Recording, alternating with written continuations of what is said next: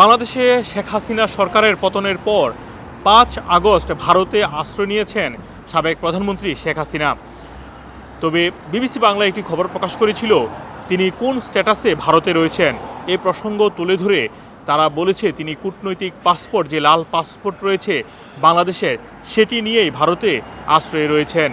এই পাসপোর্ট যাদের রয়েছে তারা সাধারণত কোনো ভিসা ছাড়াই ভারতে ৪৫ দিন থাকতে পারেন।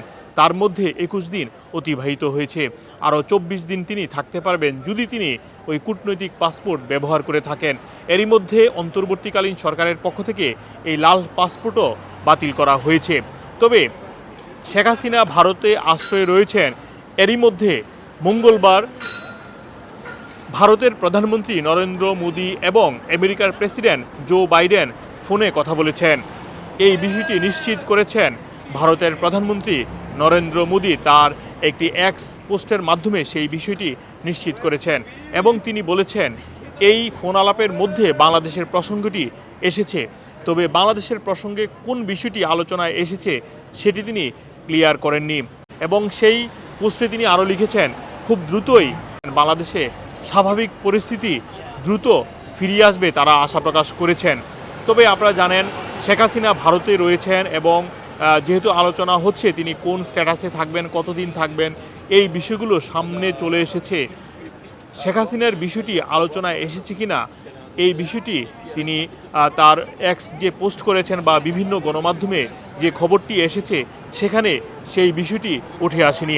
এছাড়াও আপনারা জানেন বাংলাদেশে সংখ্যালঘুদের উপর যে হামলা বা নানা ধরনের নির্যাতনের বিষয়টি বিভিন্ন গণমাধ্যমে এসেছে, সেই বিষয়টিও আলোচনায় এসেছে বলে নরেন্দ্র মোদি নিশ্চিত করেছেন।